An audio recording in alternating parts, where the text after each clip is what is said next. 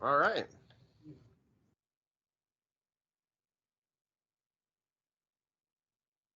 Ooh, we are streaming on the A6000. Nice. It's not an ad. I don't want to watch the ad.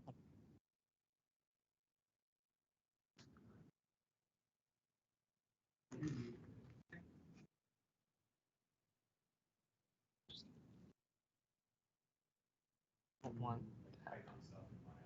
Nice. So you got chat there. Nice.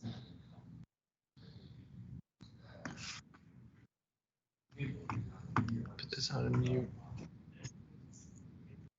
Cool. All right. I got it on Twitch.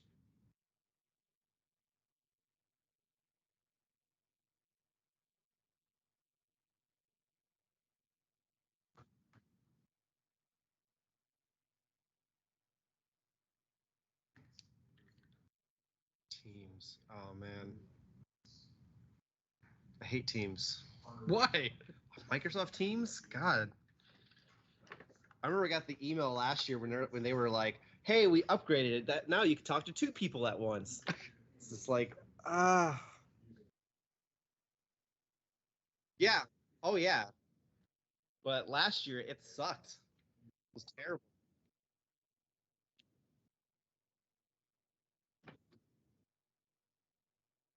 It,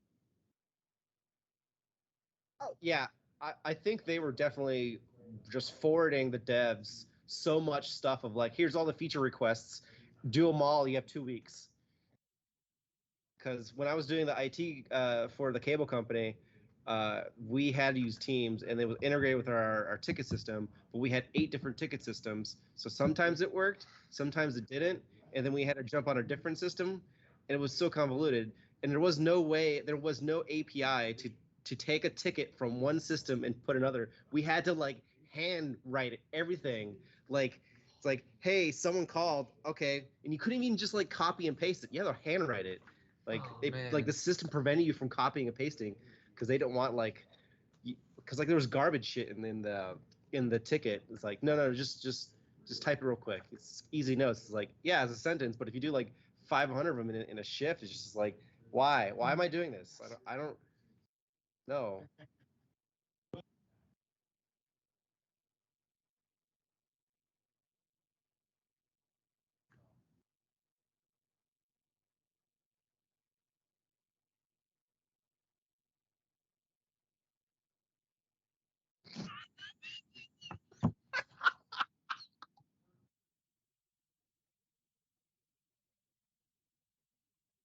Yeah, Baz. I mean it's Baz Linsky, but everyone knows me as Baz.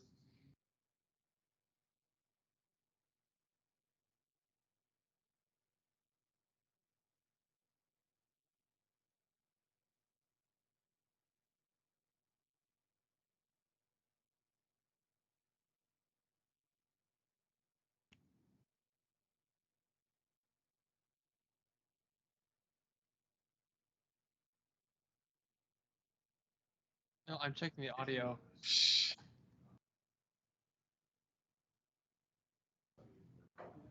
No, he's actually looking at porn.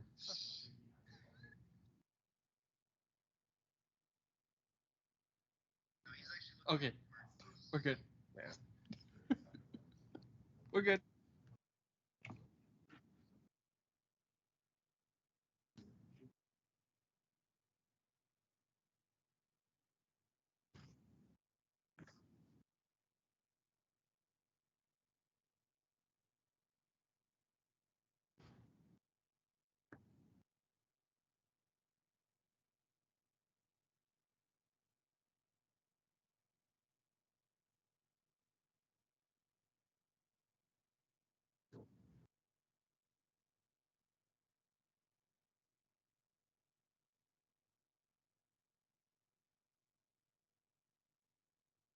Oh, thank you. Well, we'll just fist bump. There you go.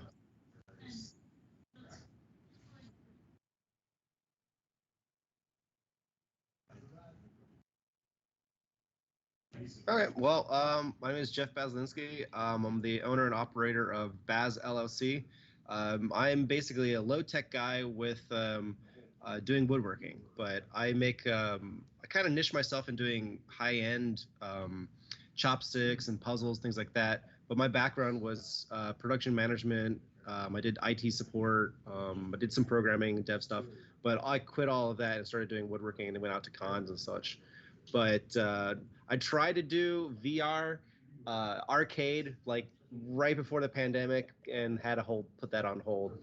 So, but I I love all the VR, and that was my first ticket was the Vive when that first came out, and I could definitely see where that was going to go, and I really wanted to start an esports company, and just like I wanted to have like 8 friends started in a nice first person VR shooter game, and then just have fun, just kind of like Counter Strike, um, but in VR. And that was my dream until the pandemic kind of like held everyone off. But,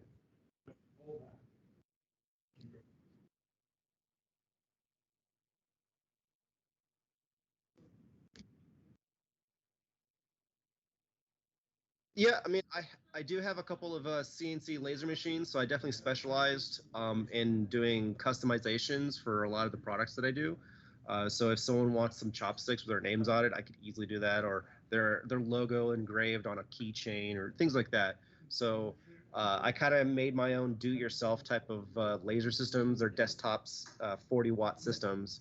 I got a couple of them. Um, but but I learned all the quirks so I can do that. And during the pandemic, when my business basically was put on hold, uh, I ended up working as a production specialist at my or as production manager at my friend's shop, at his workshop, to do all the different custom laser things for manufacturing puzzles. So that's actually how I got started in doing woodworking. Was about 5, 6 years ago when I had my original IT job. I quit all of that and apprenticed with him for about a year before I branched out and did my own business, going to cons, woodworking.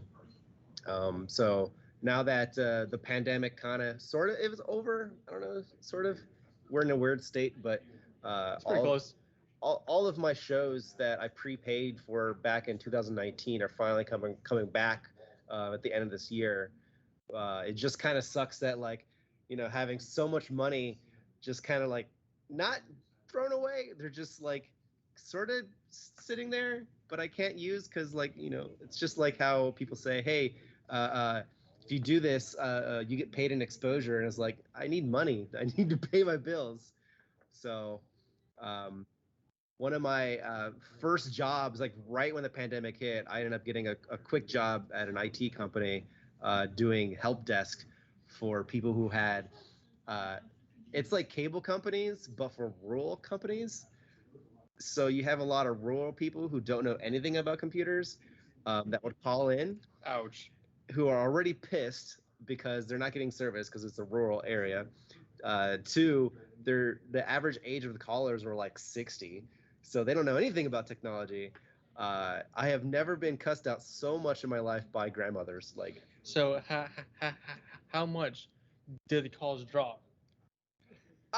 honestly, the calls didn't drop so much, but there was a because it was a corporation of like 400, 500 people, and they were hiring like crazy with unlimited overtime, which I guess that's sort of nice, but I mean, it's also kind of like getting punched in the face every call that you get. Um, so like the calls that you get like once every maybe 20, where it's like, oh, thank you very much. It's like, oh, thank you. And then like a minute later, it's just like F this, F you, and it's just like come over and fix my. It's like, you're in Tennessee. I'm in North Carolina. I can't physically get to you to fix your problem. And then it's like, can you just turn it off and on again? Like, I know it's a misnomer in the IT world whenever people say, I need help. Can you just turn it off and on? It's like, no, that won't work. It's like, but really, Try it. just hear me out. I can't move forward. Like I'm contractually scripted that you have to do this one step before I can move on. And I had this one woman that just kept going on. I was like, no, I refuse. And I'm like, so I would have put on the IT little ticket of saying, yeah, the customer is really hostile, does not want to turn the thing off. What do I do? They don't prepare me for this.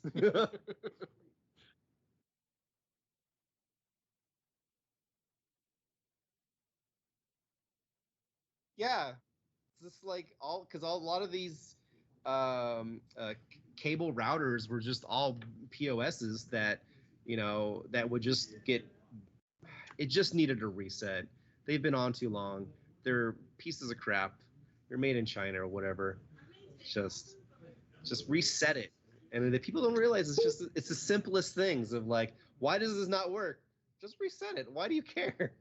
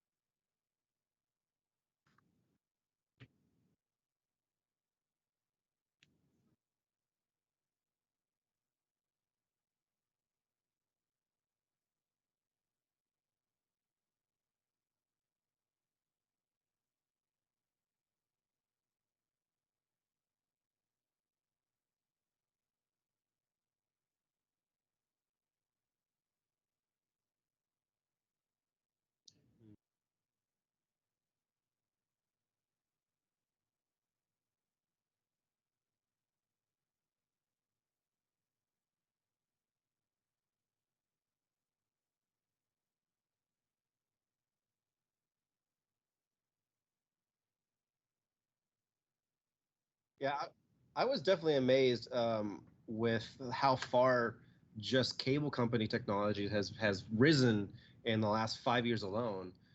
So some of these places out in the middle of nowhere in Tennessee or in Kansas or whatever, they've got fiber to their house. Like they have like two neighbors in 30 miles and they get fiber to the house. I'm like, I don't have fiber to my house.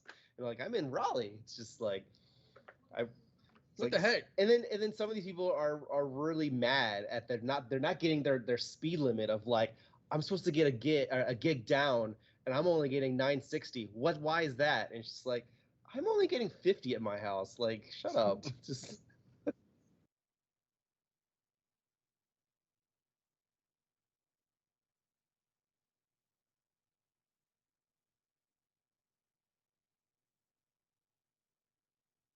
hmm. Wow. So you get through your quota in like a couple of seconds and then you can't download anything. Does Comcast still have like the caps? Pretty sure. Sure.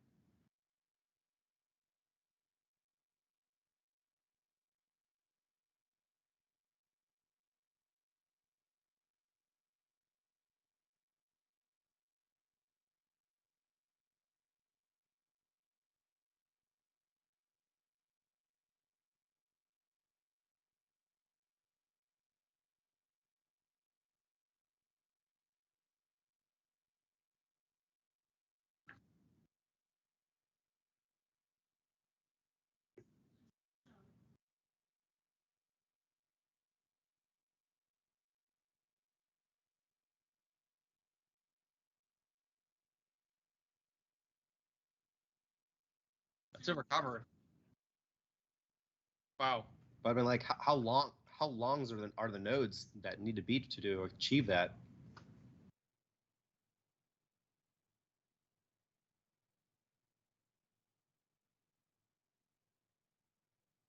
Yeah, that's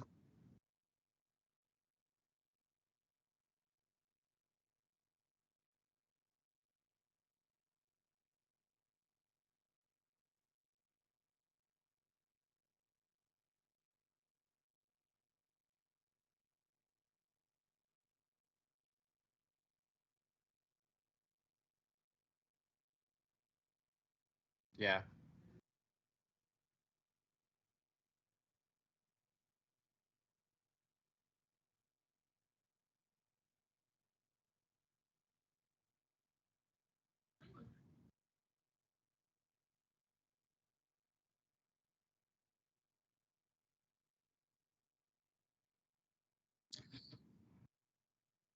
Um, I'm really just playing wait to see. I mean, I still got a couple of Index and Vive Pros just sitting in my shop doing nothing. Um, but basically, the second of the pandemic, anything that's going to be shared among patrons, trying to disinfect any of the VR headsets in between people during the pandemic was just completely a non-option. And I'm not really too sure if I ever will bring that back out to shows, just because um, uh, before the pandemic, I mean, I had employees and I had a workforce, but now it's just myself. And then my wife also helps me. But to do any of that, it does require a lot of effort. So I'm not discounting it, but in the near future, probably not. Definitely more on the back burner. Yeah, it's definitely on the back burner. I'm just basically wait and see how the rest of this year plays out. I only did one convention so far this year, and it was definitely if that was a good indication about the rest of the shows. I'm excited about all the shows coming back. Good to hear.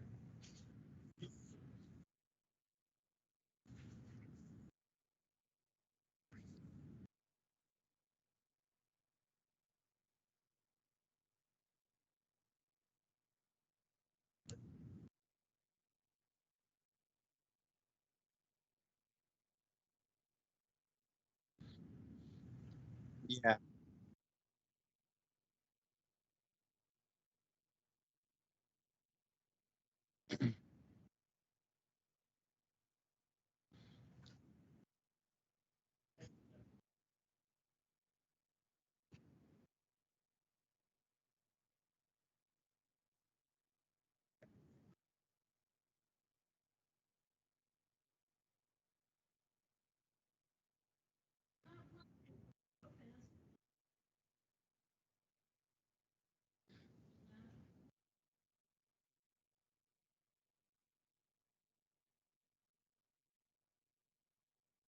So, more or less, it's kind of like the project management software side.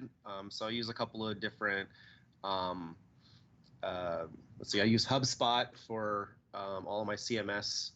That's integrated. That can go into my Shopify.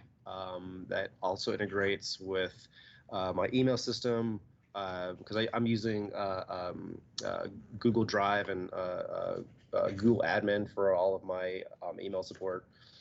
I had my own email server before, but like just trying to keep it updated. It's just like, you know what, for $6 a month, I'll just go with Google and then have good access to Google Drive. Um, so I have a pretty good backend in terms of supporting and figuring out all my photography, how all my assets that I need.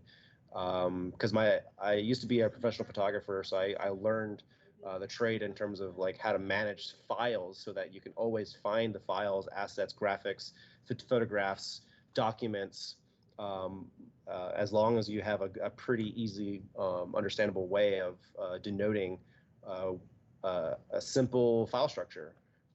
And it's that can be in any business. So I definitely, before the pandemic, I mentored a number of other entrepreneurs that was like me, but didn't have like the organizational skills to be able to say, hey, I made this document. When did you make it? What is it about? Like they just say, oh, it's ASDF. What is this file? What does this mean? It's like, no, I just made it real quickly. It's like, yeah, but you might need to recall that file. So I have it's the simplest things, but if you go back and try to find that file, that would be kind of important instead of just emailing to yourself or whatever. Um, it does help. So staying organized on software is very helpful in any business. The other thing I've gotten really into has been any computer-aided control or CAD programs. So I've been designing products and stuff like that. I mean, the simplest things like boxes or whatever. But when you do a production run, I needed to calculate how much material I need and how long it will take, so I can kind of justify if this is a worthwhile product. So last year when I did that for my friend's shop, who has absolutely no skills or no understanding about product management. His level of managing or micromanaging was just like emailing himself, not emailing him like typing. He just emailed himself a Word document or no Notepad. He would write all of his notes in WordPad and then emailed the WordPad text file to himself. Oh gosh. And that was his notes. And it's just like, just use Asana. Like, just take this information, put it in Asana product management, and you can see where all your tasks are built, and you can follow along. And then he just completely refused, and he's just like, but everybody, like 9 people, could be in the same page of just understanding, what are you working on right now? And what about you? Okay, this task was done. Great. I don't have to worry about it. Instead of wasting like 3 hours of day of just like, what'd you do? What'd you do? What'd you do? It's like, how about you just, you go over there and then we do the work. You give us money, we do work. Easy transaction. And that makes sense. I'm just realizing I don't know that they could actually hear me. So maybe that's better now. And then the last software I've been playing with, there was this NASA engineer back in the 90s. He developed this puzzle software. And it's really cool. It's an open source type of thing on SourceForge. And you can develop pieces and designs of puzzle pieces, and then the thing will just solve it for you. So I've been playing with that. So it's really cool to have like Tetris pieces, and the thing just figures out all the permutations of how it could go together in whatever way you design it, and then you just started making it from the pieces. So I kind of calculate in terms of the complexity of puzzles, and then figure out a realistic way of making it in person. I wish I brought my puzzle piece, but it's with my with my card that I was supposed to bring in today. Yeah. So there's a lot of so even though that I do a lot of woodworking, a lot of wood sculpting and things like that, at least on the technology side for me, it's just of understanding how all of that works together, and just applying my knowledge of just organizing everything and being efficient as possible. That's what I like to be.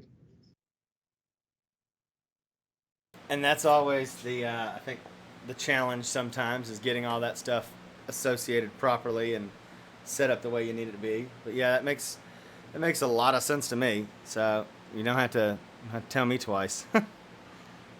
Yeah. Just doing social media management, using all the social feeds, that's also pretty important for any small businesses. So are you on like Buffer or I'm using Hootsuite. Yeah, I was about to say that. Yep. But otherwise it's just like, just put it out there, and then usually the way I do it is I take multiple photos of whatever I'm doing on. I'm not sure if I'm going to use it that day or whatever, but I always take photos with my phone of any in-between stuff. One, for documentation and prosperity, but also sometimes it's just really cool Instagram photos. It's like, oh, this is a really good. I will take the 5 seconds and stop whatever I'm doing with saws and dangerous machines going on. I'm just there like, tick, tick. And then sometimes my wife catches me doing something, so she has some good photos of behind-the-scenes stuff. Yep, I've seen that. So, because as much as a lot of other businesses hate to self-promote, you have to do it. Have to. So I'm very extroverted, so I like showing off the things that I make. Try to get engagements. Just do education. So a lot of times, whenever I'm out to cons, whatever, I always educate people. Not just about woodworking, but sometimes there's certain aspects of what trees can be doing that could actually be helpful. And I don't know if you saw this, but they're starting to build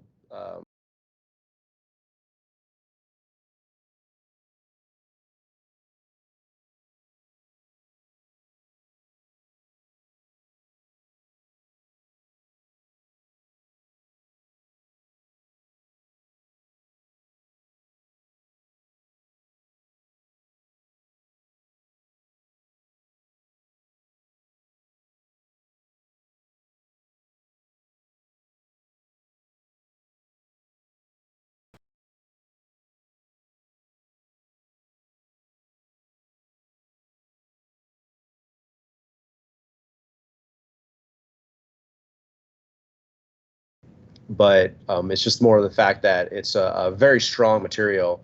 It's very light, even though it is resin and technically not eco-friendly, but instead of just trying to say, hey, we need to go out and mine titanium, which is an incredibly expensive and a very wasteful process. You could just take natural fibers and just make it into a very high strength, high tensile strength material. Yeah. Interesting. Yeah, I always like learning the material science of things, just because maybe I'll get around building a satellite myself one day.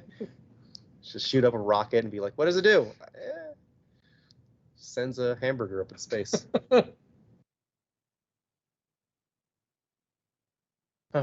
Hopefully the audio is better. So normally we do the stream at my house and Brad's house. Now we're doing the stream maybe not just this one time, but we're doing it at the office, and we're also not doing it over at my desk. We're doing it at the live stream area, so things might have gotten unclicked. Have you checked all your cables? Oh, this is fine. This is all software buttons. Yeah. I'll heal you, definitely.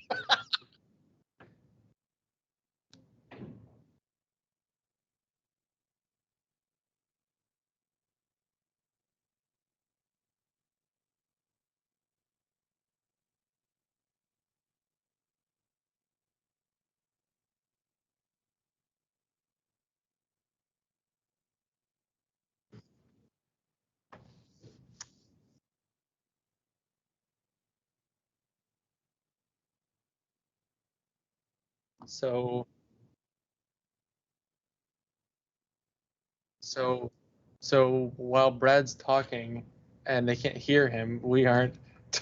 Oh, okay. So he's not even streaming his. Okay, so we're just basically totally around. This is totally quiet right now. Gotcha. Which is kind of funny. It's kind of ironic because we have for the build streams we have background music which is constantly playing so that way when somebody's just bored of talking and Connor's doing the cable management and there's nothing going on, that way it's not just dead silence, because that's bad. But after 20 minutes of monologuing, it's like whoa. Yeah. Just twiddle your thumbs, just build stuff, I've been getting really into listening to a lot of science podcasts in the last year. Yeah. I'm almost running out of stuff to listen to. So I've been listening to a lot of NPR shortwave. If you haven't listened to that one yet, so highly recommend. They got a lot of good quirky science stuff that they, and 10, 15-minute short bits. But there's a lot of good stuff on there about even before all this stuff pre-pandemic, because they do a lot of not so much important science things, but something really interesting. So they had a whole series about different frogs that they found that had unique abilities. But the other one I've been listening to a lot has been Every Little Thing. They take one obscure science fact or whatever and then just do a whole series about it. So they were talking about the pink flamingos. They're ridiculously crazy. I don't I've always looked at those birds and be like, oh, it's just like the lawn ornament things, but apparently they can drink boiling water. They can be frozen in a lake and just walk it off. It's just crazy things like that, and a lot of science stuff. So I definitely learned a lot during the pandemic while I'm working and just listening. So not having to listen to terrible people yell at me of hey, I need to pay my bill, and here's my credit card. It's oh, we don't do that. This is tech support. This is IT support. This is not IT support. Yeah, that is IT support. Yeah, no, don't talk. No. I remember my mom wants an Apple for the longest time, and I told her as a gesture, because every IT dream is you want an Apple, but you never want to pay for it.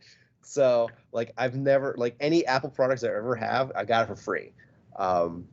So my mom wanted to get an Apple, and I'm like, if you get an Apple, I will not provide technical support.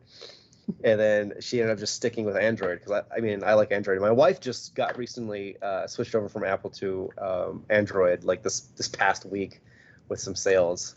So she ended up getting the Samsung S21. But all the new stuff on the new Samsungs, I'm like, I don't know that gesture. It's like, but you have a Samsung. I'm like, yeah, that's a different gesture. I don't know what that is. We're gonna have to read the manual on that one. I remember when Amanda moved from some iPhone to I think it was a Pixel 4. Yeah. Well, she was constantly running out of storage on the iPhone, and then the Pixel 4 has like 64 gigs or whatever. But the battery was like 8 times longer. On the Pixel? Me, by the way? Well, also the iPhone was like 5 years old. Oh, yeah. So, can you guys still actually hear me now? Yeah. Yeah. We have solved all the issues. Ha! Sweet. Everything is going better now. We will not edit this out because this is a live stream and we want people to know that even IT folks have IT issues. Save all the settings. Oh yeah, absolutely. Everything's gonna save from this moment going forward. But I also know what I need to do. I'm actually having to use broadcast this time, shockingly, but that's not that big of a deal. So I can close that out now and make that live. Yeah, I always told people as a joke is that if you ever need IT support, you're gonna call, and then it's probably gonna get me. But if I need it, it's just gonna ring my phone, and I'm like, damn. Yeah.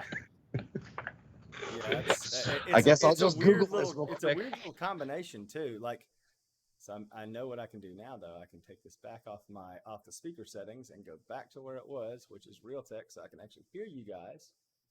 Oh, I need to change teams first. Hang on, so that I hear y'all and then they hear y'all. So speakers, go back to Realtek. You know what? I'm just gonna leave it alone. It's working fine right now. I'll fix it later. All right, anyway, so I can't really understand why there's so many Karens out in the world. Like Karens. There's a lot of Karens you have to deal with on like IT support stuff. Yeah.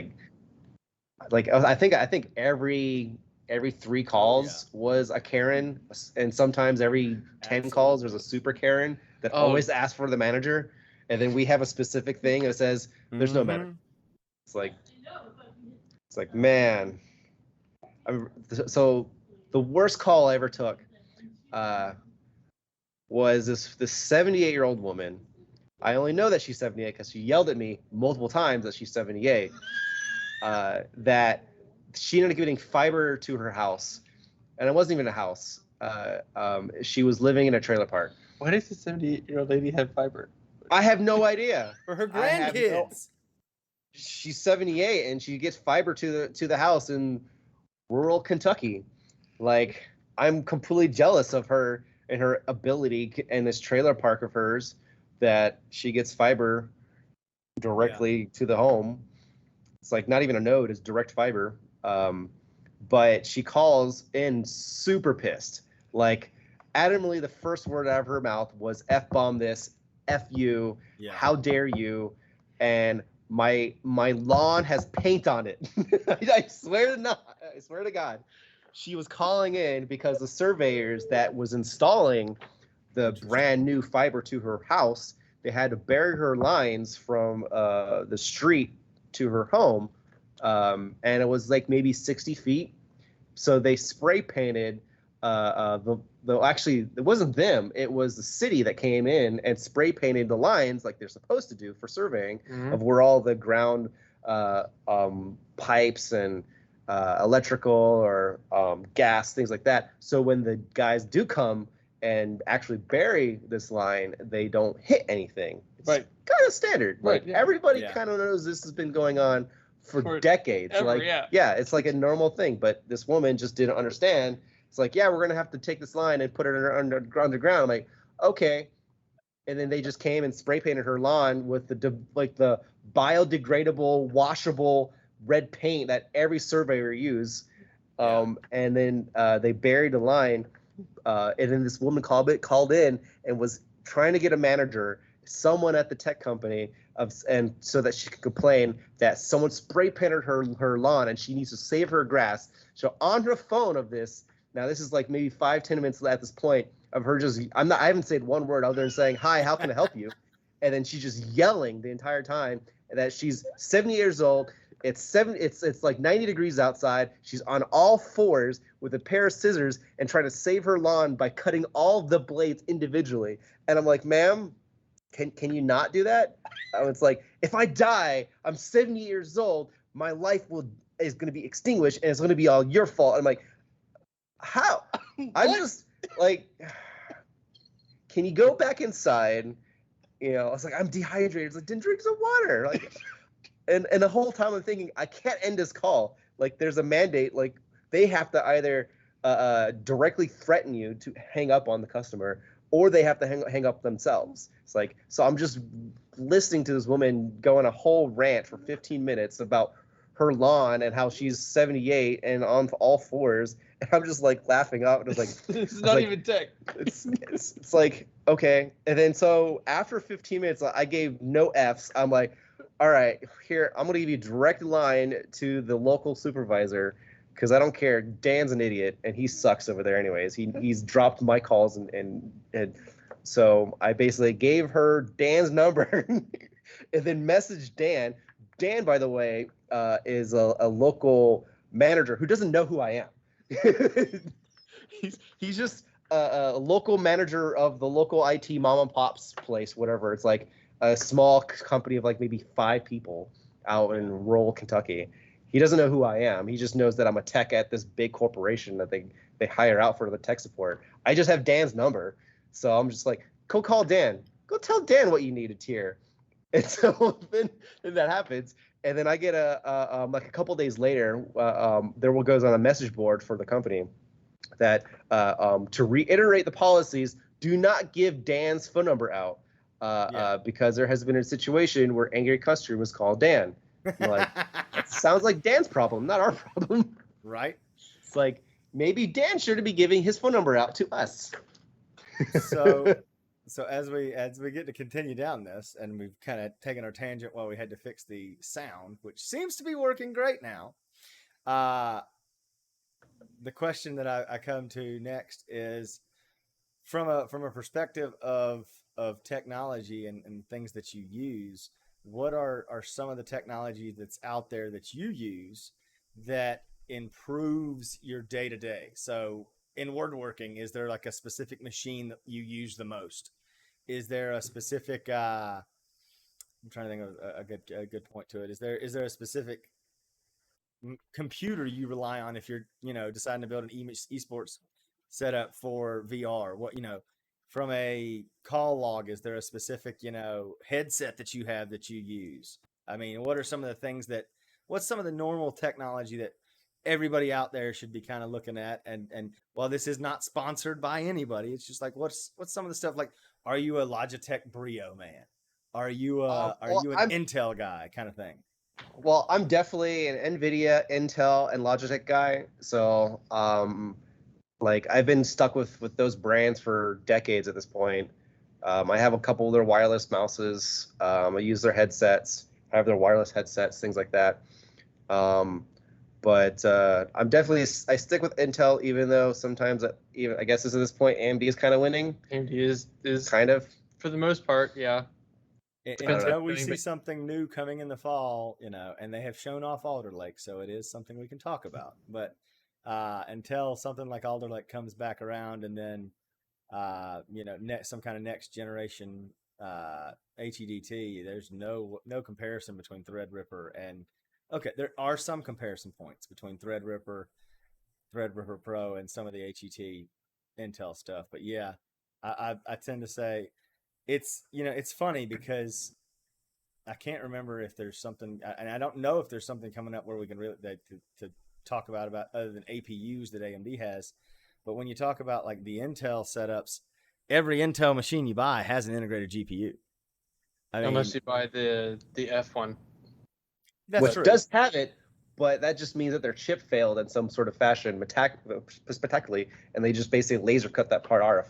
And it's like, oh, there's a GPU, but not really. It's disabled. Yeah, for lack of a better word, it's disabled from active use. So I'm going to pull this one up. there's another thing I want to show you guys because we could talk about this a little bit too. I mean, wasn't that like a thing with AMD back in the day with the FX series? They had such a low yield on their 4-core systems that they ended up just finding the bad one, disabling it, and had 3-core systems that they were selling. I remember they were doing that. I can't remember. That was years ago. Top Flight sold one FX rig, and it was right before Ryzen came out. It was a 6300 with like a 1050 Ti, which you can't upgrade like at all. Yeah. But so did y'all see this? Roger Kadori showing off the XE 512 graphics chip. So that's. Do you know what that is? Is that the Intel or? That's Intel. Yeah. That's Intel. I haven't really kept up with Intel stuff, so. So everybody's kind of talked about how, it's all AMD and processor world, and also with the Radeon graphics that have really caught NVIDIA in terms of gaming performance. That's yet to be seen, I guess, in the professional workload. I mean, they do have their new W6800, which it's kind of hard to compare that to the 6800 XT because it's still cut down from that even, but it does have more VRAM.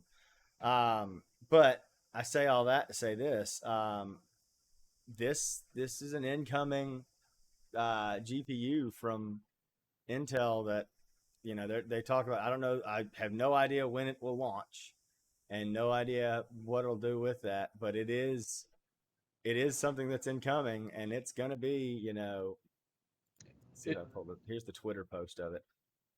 So, it's not a small part. It's a fairly major part launch.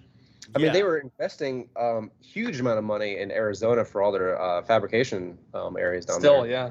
So, because TSMC, yeah, they've got the same thing down there in Arizona. Yep. Yeah, they're building the 5 nanometer fab there just in time for them to launch 3 nanometer. Yeah. I would say this though, people have been talking about how Intel's like, well, they're not really in the graphics game, and then that's what I get back to. So Intel is in the graphics game. They've been in the graphics game for years. It's just, can it scale up to a discrete GPU? Can the drivers work? I mean, even then, before that, they had their own GPUs years ago. I'm gonna say 15, 20 years ago. Yeah, they had their own GPUs. I mean, shitty ones, but they had discrete standalone. I think it was an AGP systems. Yeah, and they also had the separate chip off die that was like integrated into the motherboards too, after the front side bus. Yeah. After the South Bridge, it's amazing how far we've come. So I guess the next question, and we don't try to date people by age, but we do try to date people by what was the first computer system that you ever really like owned, built, or kind of bought yourself? Well, my first computer system that was actually mine was a 386. So I think it was 75 hertz or something. 75 megahertz. But got to play some like Reader Rabbits and shit and stuff like that, old school DOS games. But my first real gaming computer was in middle school, which was a Pentium 3 600. And I was the first person in the States to get a Pentium 3 because my father used to work for Northern Telecommunications, and they had direct communications with Dell. So they always got prototype Dell computer systems for their next servers or whatever. But if they need some retail products for their own office use, they always had the leg up about 5-6 months ahead of anybody to get that. So at that time, Intel was super closed on anything about Pentium 3s. Because they were still in the Pentium 2s where they had the 450, and they're trying to do the overclock 500, but they're having issues of getting anything above 500 unless you get a Celeron 233 and overclock that ridiculously high. But the Pentium 2s with the Pentium 2 MX, or was it MXX or MX? whatever they. It is far before me. I don't. It's so old, but the Pentium 3s were on the verge of coming out, but they didn't say any of that. And this is like when the internet first started coming out, and actual publication journalism was going away from magazines, print magazines, and trying to go online through AOL. God, I'm so old. AOL, dude, I remember it too. We had Net Yeah. Zero, not AOL, Net Zero. I had both. I also had an ISDN line at the house, so I was a low ping bastard back in the day. But the Pentium 3s came out. So when I got that, and no one believed me at school that I got a Pentium 3 600 because they all thought I was bullshitting. So I would take screenshots and like send it over AOL IM chat before that died. And being like, yeah, it's like, oh no, you photoshopped it. It's like, no, it's just like, come to my house. I will show you, improve you. Open up the case, and it's like, yes, it says Pentium 3. So, and I think that system was like $3,500 back in the day. But it had see what graphics card it was in it originally. God, it was a Diamond Viper 32 megabytes TNT2 card. That was wow. It was an additional $230. So that was my entire summer allowance to upgrade it. And now I'm like, man, why can't GPU prices be like back in the day prices? Like $230 was a ton of money for a graphics card. And then it's like now it's just like, oh, we dropped $500 on this one graphics card. Yeah, whatever. Yeah, and Yeah, $500 like right now $500. on a new graphics card is kind of garbagey too. I mean, it is what it is, but well, no. like What I was gonna say, when I'm saying like in the current market right now, $500 is like a 4-year-old 1050 Ti kind of thing right now. that's ridiculous. 1050 was $100. I saw that. I actually saw that I think a 1050 Ti was like 500. Yeah. Jesus, man, I should have just bought a whole bunch of that when they were on sale. Ridiculous. A 1650, which should be like no more than $200, maybe like $220, was like $500 or $600 on eBay. God, I need to go find my old systems. I still got a couple of like 1060 somewhere laying around for spare computers. You can sell it for like $900. It's ridiculous. Right there, a 1050 Ti, $309 brand new. Oh my God. And Why? It's trending on eBay at $319. I mean, I shouldn't be surprised considering I sold a Switch for $500 on eBay. What's $74? Probably for parts. Probably. 74. There is one on there for 74. Let me go look at, and like I said, this is just browsing it. This is one of the things where we get into the conversations with people and we just start browsing eBay and seeing how bad prices really are right now. So let's see a 1650. Oh, let's see. I don't know if you guys can match me on this one, but the oldest graphics card that I'm still currently using is an NVIDIA 8800. An 8800 GTS. I think we actually just trashed one like 5 hours ago. Like out. Man, no. So I had to build a quick crappy computer at my house for one of my Intel FSys systems that doesn't have a graphics card. So I just need to put something in it. Oh, you have it there? Is that it? No, that's a 295. Oh. So that's like the generation after the 8800. Yeah. That's So that's the oldest I have currently. It's not getting used, but it's definitely. But does it play Crysis? Probably and it run Crysis. The thing that blew my mind about this thing was, it was, the 280 came out and had 2 gigs of RAM, and the 295 had 3 gigs, but it was split between 2 GPUs. Yeah, so it's like 1.5 each, yeah. Yeah, but everyone was telling you, like, you needed a minimum of 2 gigs to run 1080p back then. See, I skipped that series of NVIDIA stuff, and I went to AMD for their triples. Oh, God, what was the name of the AMD system then? The competing one that did Oh, it wasn't AMD then. It was ATI. Oh Before yeah, A- it was ATI. It was God. before AMD But bought ATI. So it it would was have been it like was the like right in that Radeon transition zone when they got 30. It'd be like the 3 series, the Radeon 3000 series, I think. something Would like have that. been. Yeah. I had Yeah. I had two of those, so I can run triple screen Bad Company Crossfire. too. Oh wow. Yeah. So, and at that time I had 1440 triple monitors at the time before Holy that became cow. kind of like a big thing. So I needed two GPUs, and then I upgraded from there because the driver support for ATI at the time was terrible. I don't know how it is now with AMD, It's but gotten a back in the lot day, better. A lot yeah, better. ATI was so terrible that every single time they update, it would break my triple monitor support. It's like the whole reason I went with this so I can play on three computers or three monitors at the same time and have that competitive advantage, so I can see my peripherals. Um, and it was amazing, but Until it broke. it was like every other month it would break. I would have to go, I have to revert back, and then it would, and I couldn't revert back good enough because their rollback driver support back then was terrible. So I would have to uninstall the whole damn thing and go into safe mode and reinstall it on the old drivers just to get the thing to work again. Yep. So I always just like, and then right when they broke the system for like 6 months, and then I could only get back to a certain driver to play on Bad Company 2 because EA was like, you have to have at least this. And it's like, okay, well, that sort of works.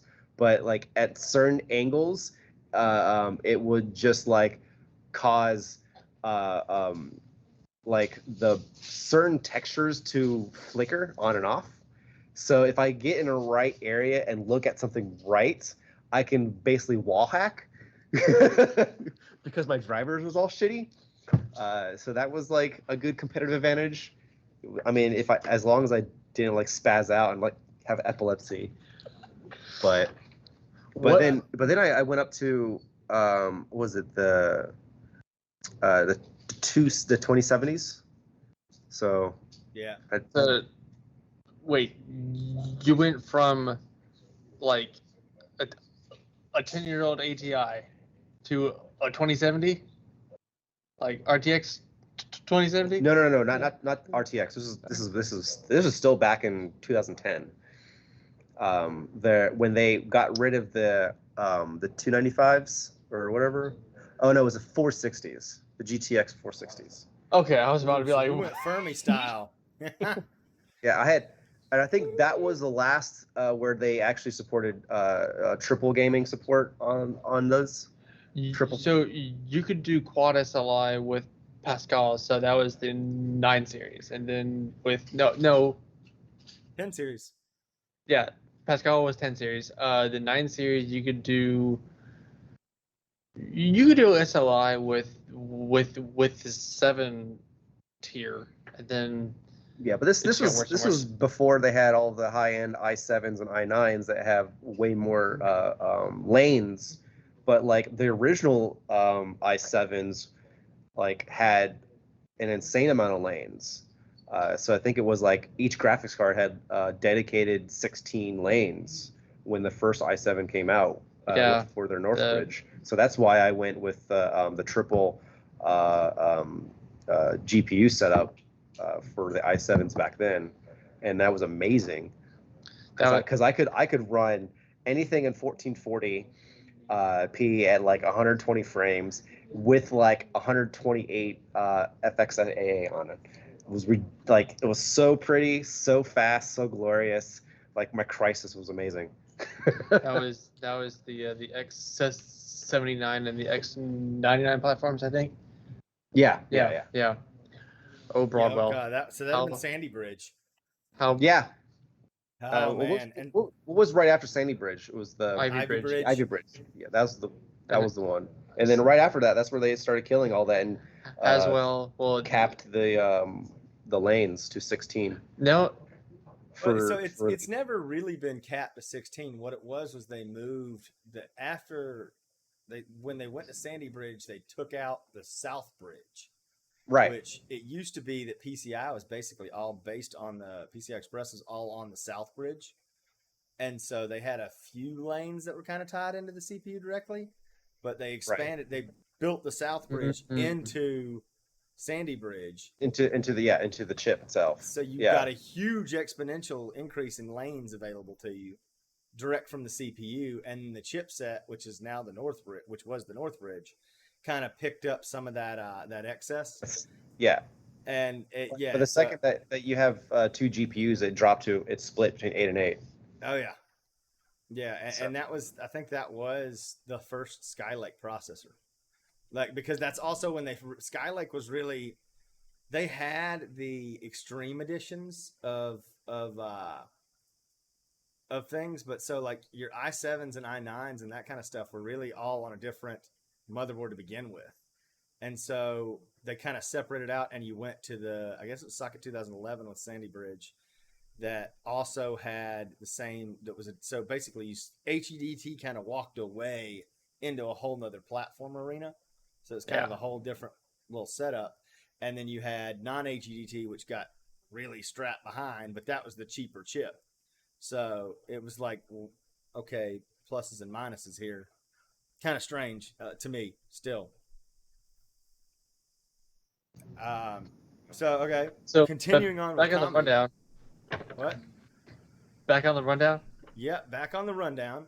What's the software that you're using these days? So what's what are you using for your woodworking? What are some of the things that you find that you use regularly software wise? Software wise, I mean, I use Google applications. It's the easiest things. But for CAD, I'm still using SketchUp just because it's a really stupid, simple 3D CAD program to do any prototypes and figure out my cuts and lengths and things like that. Let's see. I mean, I still use Photoshop, Adobe Illustrator for any of my graphic design stuff, doing ad layouts, things like that. So I use that mostly because I still have all my CS5. I'm not even using. I'm not doing the subscription. I will never pay a subscription Photoshop until they like ban the servers that I can't like reapply my license to a new computer. Then that's when I'll probably be like, okay, time to go to GIMP. Yeah, transition around. So what that does lead kind of well. So we talked about what your first system was. What's the current specs that you're working on now? So I mean, I've got a couple of computers. I think 6 or 7 now. That's a couple. A couple, yeah. Well, I finally was able to like bite the bullet and go buy a second laptop power supply just so I don't have to lug my power supply from my laptop. Yep. Because I do a lot of my work on my small little Dell laptop. It's a little like underpowered for play really good games, but it's still got a 1060 in it, so it's all right. But hey, you but can sell that for a lot apparently. I guess, but I mean, it is a laptop. It's a disposable crappy Dell laptop that I've had for the last couple of years, and it survived. It's definitely got the value out of it. But I got a couple of i7 9. Was it what's the F series? The 940? Yeah. So it was a 950, 960, 970, 980. But it was for the Intel Fs. The first F processor, I'll tell you. Hang on one second. But I can't remember it now. It escapes me. It's the i5 or i7, the one without the graphics card. It was one of the cheaper ones that was like that would be that's the 9 series. That was Comet Lake? Comet Lake. I don't know. I forget the lakes. Comet Lake. It's whatever systems I built last year. It was probably for the VR systems. The 9600F, 9500F. I think it was something like that. Yeah. Yeah. Something, but it wasn't. Well, they're not that terribly expensive, at least then. That I just needed a quick i5 computer, i7, throw it in a box, $700 from start to finish, and it could play VR games no problem paired with a like a 2060 or whatever. Yeah. Yep. 2060 or 2070. 94. You got the 94 and the 9500F. So one was I think one had a higher watt meter. Obviously, it is clock speeds. So the 94. And TDP. Yeah, the 94 went up to 4.1, and the 95 went up to 4.4.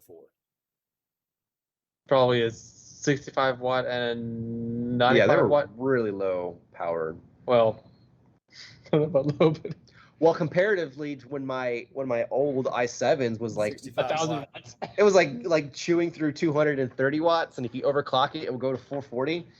You had to liquid cool just to be at stock temps. So one of my buddies does like After Effects and Octane rendering, does visual effects, and he has I think he still has it running. It's a 6900K, Mm-hmm. which was the broad that I think it was 8-core, or is it? I think it was 8-core. It was either 6 or 8. It was mind-bogglingly hot. Yeah.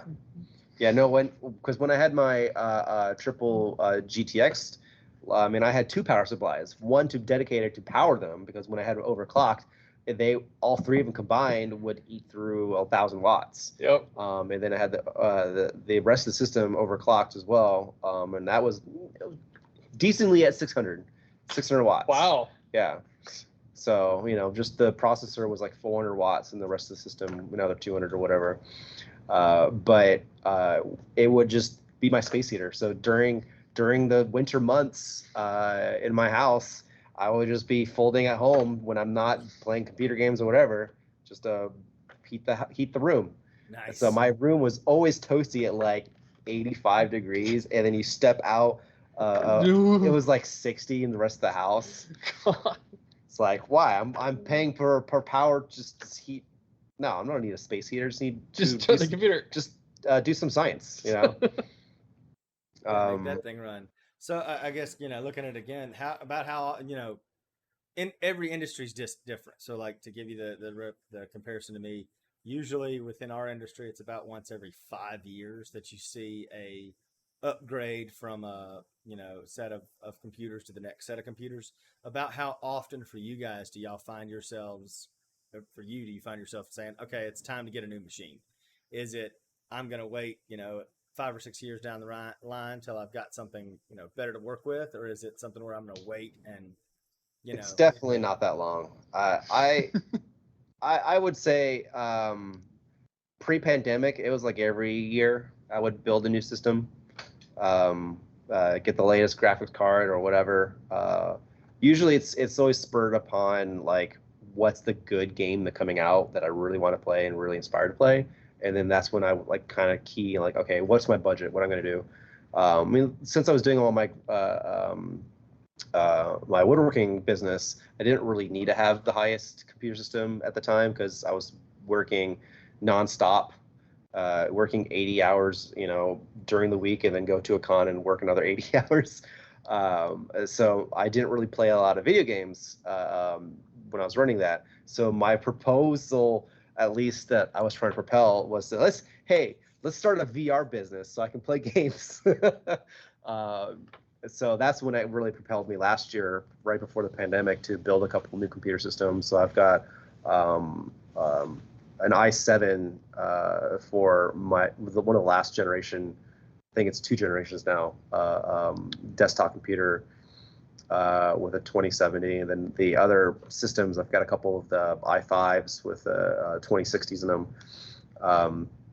So again, I have a couple of Indexes and Vive Pros and Oculus Rifts just sitting in a box. Just it always hurts to hear. Yeah, but at some point I was going to maybe, now that the pandemic is lifted, do a VR party, in-person VR party at my workshop. That would be interesting. Cool. Yeah. So, that kind of gets us out of some of the more standardized questions. Obviously, we've been talking about it a little bit through and through, but so what are some of the games that you end up playing? Let's see.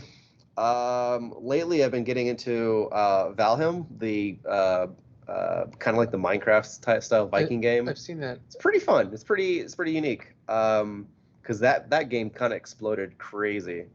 But I go back to some of my core classic games. I've been playing some Civ 5, Civ 6. I'm really excited about 2042 that got announced recently. So, because I played the crap out of 2041 back in college. So I'm pretty excited. I might actually, if the GPU prices aren't so crazy, I might upgrade when that game comes out later this fall. I mean, I've been now looking at the 3080s, and I'm like, too rich. Maybe if I make $1 million for the rest of this year, maybe I'll just go buy one or something. But yeah, 3080s tend to be rough. ridiculous. I mean, I have recently got into cutting trees down and milling my own wood. So that might be a stockpile of a couple $1 million right there. I don't know. Yeah, there you go. I mean, that's always a way to go. With how crazy the wood prices are, I mean, everything's gone crazy in terms of prices. So yeah, I have wood. We'll trade for GPU. Anyone got a GPU for trade? Yeah, you see all the memes out there of like, no low bids. I've got, and it's pictures of plywood. God almighty. Talk about building a house right now. Yeah, not something you want to do. Got wood. Definitely. Yep. So, speaking of wood, what are some of your favorite things that you like to build, So, I mean, the thing that I'm really good at is the chopsticks. So I use all different types of exotic woods from around the world. So they're all colorful woods. So I use like some purple hearts, yellow hearts, some red heart, some African red padauk. So these are all like very colorful, very vibrant woods. So when I make chopsticks or small Japanese utensils or like chopstick stands, or sometimes I make some mouse pads or cutting boards, stuff like that. It's just like the vibrancy of the woods that I use that really gains people's attention. Because I mean, I don't know about you, but a lot of times I'm just like, why was I never told about this? Why would someone teach me that there are woods out there that are colored, not dyed or stained or whatever, So it's like you play Minecraft and you just like punch some trees and he's like, oh, I got some wood, and it's like, no, we punch some trees in real world and it's purple. It's like that's just seems so far-fetched to me that there's a wood that's purple out in the real world that's in Brazil. So so I like to do little things. I'm actually been really into puzzles again. So I've been designing my own puzzles this past month and a half or so. So that's been going like crazy now because everybody's at home. I wish I had made this during the pandemic and that could have saved me. But everybody at home was like a huge puzzle demand. So I helped my friend's business doing that. And I try to get him to do, I was starting to teach him CAD so he can like take his prototype design instead of doing napkin sketches. It's like, come on, man, you're like in the 50s. You could totally learn CAD. Just go pay $2,000 and like go learn CAD and prototype, because he specialized in really crazy like genius level puzzle boxes and he got into magnets, doing magnet lock systems. So one puzzle box could have like 100 different magnets, tiny little rare earth magnets, and they all interact with each other, and they're really cool. But the way that he designed them, they're really hard to make. So if you drill something, they have to be really precise. Of like, it can't be more than 5,000th of an inch off, or it could interact with the other magnets on the other side. Wow. So, so he was a machinist that started using woodworking and then doing all these puzzle boxes, and that's how he's been doing it for the last almost 20 years. So now that I'm getting into the game, I'm like, no, I'll go with something simpler, like a packing puzzle, which is basically taking Tetris pieces and putting in a box. It's the simplest thing, but sometimes even the simplest things, it's kind of hard. So the other things I'm getting into is board game pieces. So I've got tons of board games, and I'm always wanted to, like, one day when I have time, I'm going to upgrade my Catan with all the rare woods and things like that. And now it's like, my wife's like, you've got time now. I'm like, shh. I don't. Next year. Hey, you never know. You could be making those Jumanji pieces for somebody. Yeah, there's a lot of different things out there. So I like crafting, making new things now. So now that I got some time, some playtime. And you So sketch those up in Blender and whatnot. um, I haven't really played too much with Blender. I do plan Not on Blender, getting. sorry, I SketchUp. just got. Well, I mean Blender. I use both, but I haven't really used Blender too much. But I just got a CNC milling machine, so I can do three-dimensional mills and do like figurine pieces made out of one solid block of wood. Um, it's limited. It's only 3-axis, not a 5-axis one, so I can't like. It only takes the bit up, down, left, right, so it doesn't rotate and cut in from the sides. Yeah. But that's easy enough to do it in Blender, where you split up the job, and so that when you do your top, you just flip it over to the side and just keep rotating it on a block.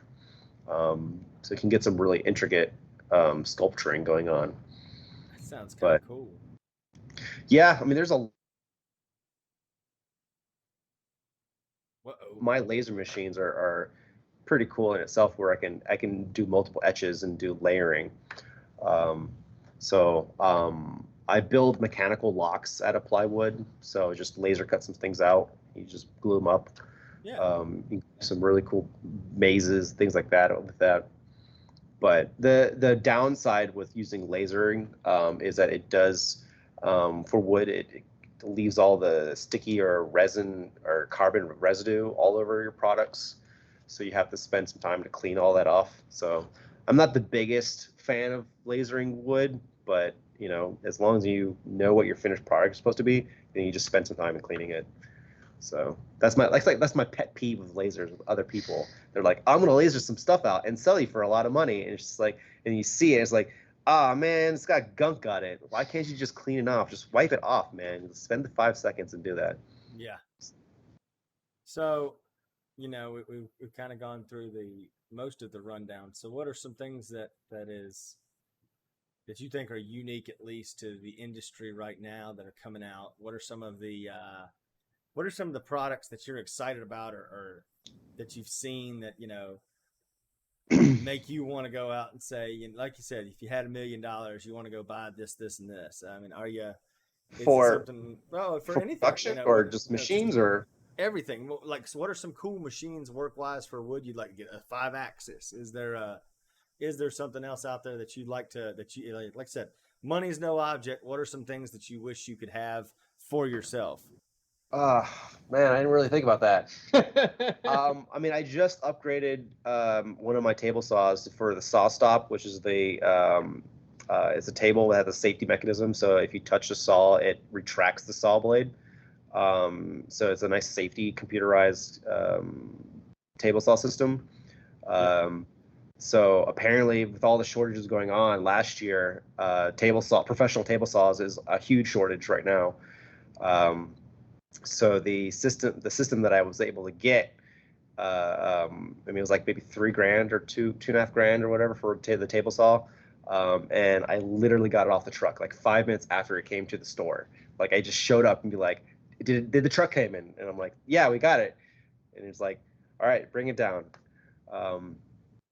Nice. So probably get a couple more the computer controlled or the saw stop systems in the shop just for safety. Plus, they're really nice machines, expensive. Probably upgrade to a bigger boy laser system, like maybe a 120 watt, so I can cut through a little bigger pieces of ply and start cutting acrylics and things like that for different products. Plus, if it's a bigger bed, like a 4x4 sheet, I can put half a plywood and start just lasering or cutting big boards, do larger projects. If money is no object, then a plasma Cutter? plasma cutter, Hell yeah. CNC plasma cutter, Hell yeah. maybe a water jet system, water cutter system or something. Exactly. That's it, and that's the kind of thing that's cool to think about, because when we're talking about this for other people, what are some things out there? Obviously, Chris and I, we might more have that desire to go on the computer into things, but that's not what work really gets done with. Computers are great, but there's a lot of people out there, milling machines, all that stuff. They're just a tool. So Yeah. I mean, my one of my laser machines is being run by a 2000 Vista Dell was it a Yes. BTX system? It's terrible. It's not even hooked up to the internet. The internet does not work on it. But it's got an But it runs the old program. but it's got the old Corel Draw with Oh, boy. the lasers, like it's like Corel Draw from like 1998. Oh my gosh. But it still works with the laser plugin tool, so I'm happy about that. It's like I don't have to spend more money on any software. Software's done there from back in college days, and just all right, you just do this one task. So anyhow, I get laser files on it. It's just a 2 gig flash USB flash drive. Yeah, a 2 gig that I got free at a convention like 10 years ago. Wow. When 2 gigs was a lot of memory. It's like I just need to transfer some black and white JPEGs to put it in the machine, put it in the software, and then laser engrave some stuff. It's all it really needs to do. Doesn't need internet. It just needs simple power to it, and that's it. Wow. And that's cool. That tells you, it's doesn't have to be the latest and greatest to still work. So I mean, do you envision things? I guess we can talk post pandemic, post Corona, how things are going. But is stuff for you starting to pick back up? Is it something where you're still kind of waiting on things, or? It's definitely picking back up. So my online sales have definitely started to pick it back up, especially now that I'm adding new products, new things, and starting to actually do social engagements, because I completely dropped off the face of the world for a whole year. Sad. Just being like, you know what? I'm not going to go on the toxic social media environment of like all the bad that was happening. It's just like, I'm going to go over here and go do work now. I'm just Nope. Leave me alone. Leave me alone. I'm gonna bury my head in the sand of my work and just keep it going. Yeah, basically. But now that things are opening back up, so I left my friend's job, his workshop, and starting my own thing again. Mostly because all the cons were like, yeah, it's April now. We're gonna start doing it. You plan for summer, end of summer, to have the shows. And I'm like, okay, I need to start making stuff. So my best show is Dragon Con in Atlanta. That's my most favorite show. That's like the first con I ever went to as an adult. So that's a really massive 180,000 person show. It's kind of ridiculous to think about going to a show that has 180,000, let alone 10,000 people, nowadays. And then the small show the first show I did for this year was in South Carolina, and it was considered quote unquote big, and I think it maybe had 3,000 people, and it still felt kind of claustrophobic. It was just like, I mean, it was like massive amount of space. Everyone had distance. Everyone was wearing face masks, but it was just like, I don't know. It seems a little too early for this yet, because because right in April, that's when my wife and I got vaccinated, and I think you just got vaccinated right after that. I got my second shot coming up in like a couple days. Okay. So. Yep. I got the second shot the day after my birthday in May, so that was 6th. Man, I got the one shot J&J, and it was like the day that we were able to get it, and then the next day they did the stop, because they're like, yeah, this can cause you heart attacks and all these other things and blood clots, and we're like, and I'm like, what? Oh, what do we do now? Yeah, I mean, hope we don't die. And that's something to think about and briefly kind of talk about too. So I mean, you use people get out there and they get these shots, and I'm excited about it because like I said, people always look at me and they'll be, well, why did you even go get the shot? You don't have to. You can be whatever. The thing to me is it's I want to return to normal. I want to get back to conferences. I want to get back to shows. I want to get back to presenting and seeing people in person, and it's kind of hard to do that when you're just not able to do and I tell people every time when I go to another site or I go to see them, I was like, and everybody's vaccinated, and I'm like, what, it's really nice to be able to see your face again, be able to see your mouth moving and that kind of stuff. It's a nice thing to have. Don't get me wrong, there's a purpose and progress for everything, and not everyone will do everything. You can't force it on everybody, but it's like, to me, it was a simple, I want to get back to normal. So I'm very much going to do this now. And not think twice about it. So we were in Asheville, in downtown Asheville, doing a food tasting for their wedding in the fall, and there was some people around, and it was faces. I was like, it's so nice to see people's faces, like whole face. And then just going out and like actually going to a restaurant and eating, because like I did not go out at all during the pandemic to go to any restaurants. So it was like either if I did, it was like take out and no, go away. Yeah. I don't want to be around you. I don't want to. It's like I did not want to even take the mask off to do anything outside of the house. So it definitely I was not mentally prepared for the pandemic, especially when it happened, because I had 8 shows in March that canceled right away, back to back to back. Mm-hmm. So I was kind of in a really precarious situation for the business.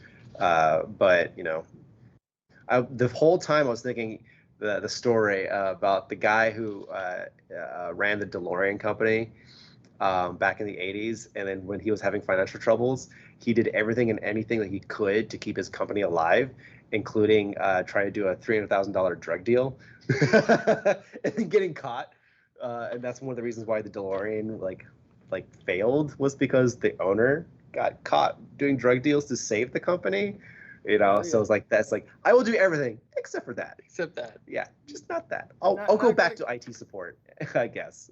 I'll find things to make it easy for me to survive right now if I have to, but it's not going to be like, no drug deals. That was a great movie too. The one that kind of went over that and covered it all for everybody. That was kind of cool to see. What was it called? Oh gosh, I can't remember the name. That's the beautiful thing of the internet. I can look up the movie. There's not on that. Yeah. Super slow. Oh. It's so that's a Chromebook 15. They're stopping software updates for that model in September. Like, great.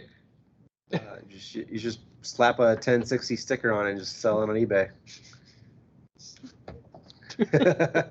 Totally has a 1060 in here with the little DC power jack. Yeah. Driven was the name of it. Gotcha. Yeah, it had Jason Sudeikis. That's why I was trying to remember it. It was a good movie. I mean, it was, it gives you kind of a really good perspective on how everything went down. But yeah, that's definitely a sketch thing to move on for sure. That's not something that everybody really thinks about. Yeah. So it was definitely a challenge just to kind of like just make some ends meet. But at this point now, like everything's going back open and I could be feeling more hopeful about the shows and everything. So now it's just more or less, I got to make all the things and get prepared. Because definitely the one thing I learned pre-pandemic was just like not having enough time to like sit down and think and actually plan all stuff. Remember, because I was doing 60 plus shows a year, so you were very busy. I was busy. In 2019 we did 64 shows. I went to 50 of them personally. So 64 shows in 52 weeks. Yeah. Some weekends.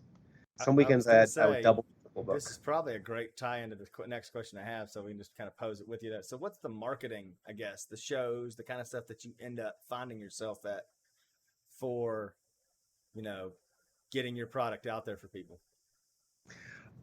So the marketing is more or less like either social media engagements and trying to get people to the booth. But a lot of the things was I spend an exuberant amount of time of trade show management, just doing researching, getting to know all the players, going to the shows, becoming friends with all the show runners.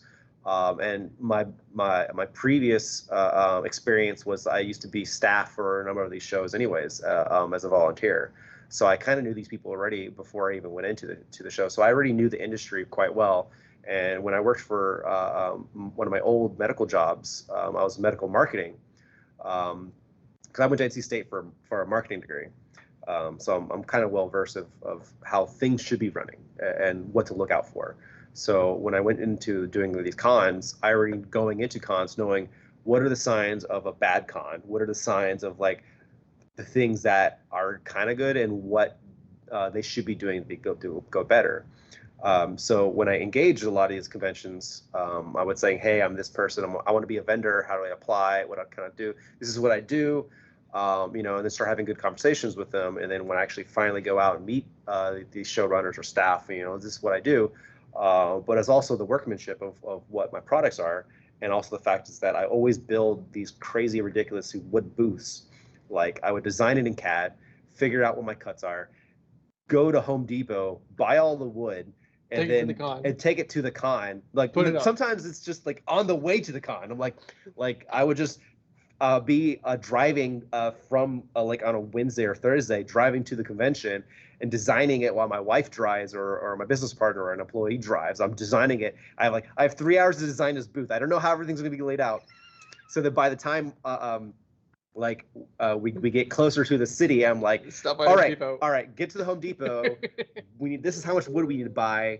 And like I would be in the parking lot of Home Depot cutting wood like 2 hours before the con opens, and then get to the con, build it, assembled it real quick, and then like I would have 2 hours to build it and like done. And then next thing you know, it's like, how'd you do? It's like, oh no, we took pictures. Like, yeah, I just went to Home Depot 2 hours ago. It's Friday. I'm serious. He's serious. Like, and then I originally built these structures to be so strong that I would just string a hammock in the booth, so that way I did all of this. So when people walk by and they're like, "What are you doing?" I'm like, "Oh, just hanging around." That was the whole point of that bit, was to build this huge thing that can support a hammock, just so I can say that one line. Like, hey, I mean, but you got your one-liners in that way. That's the way you gotta go sometimes. And, and then that was just that level of endurance of just saying, yeah, that guy, instead of having a table, he just has a whole house. So like for Dragon Con, the first year of Dragon Con, I actually built a house, a tiny home. And it was so massive that I actually had to get approval from the convention center, City of Atlanta. It had to be fire marshal approved. I had to have a fire extinguisher. So much wood. And then the wood had to be treated with fireproof material. So which I did, and I had all the proof, and I went through the whole steps and step-by-step process. It was literally like being a contractor, and it was like $500 material, built this whole thing, spent maybe 6 hours building it at the show. And that's the longest build I ever built for a show. But I made it modular because at the time I had a RAV4. So this whole structure had to be moved in this compact SUV with 4 people, all my products, and all the wood to build this tiny home. So I mean, I destroyed the shocks on that car. It was riding so low that like you go over a small bump and it was like drag. It was like. So I mean, I guess that makes me ask this question. And so, is that the largest build you've ever done, or do you have other builds that you've done that are bigger than that, like for customers? That was definitely the largest one. We recycled and reused that booth a couple of times, but that was definitely the largest build. Right before the pandemic, I was planning on doing a 4 booth,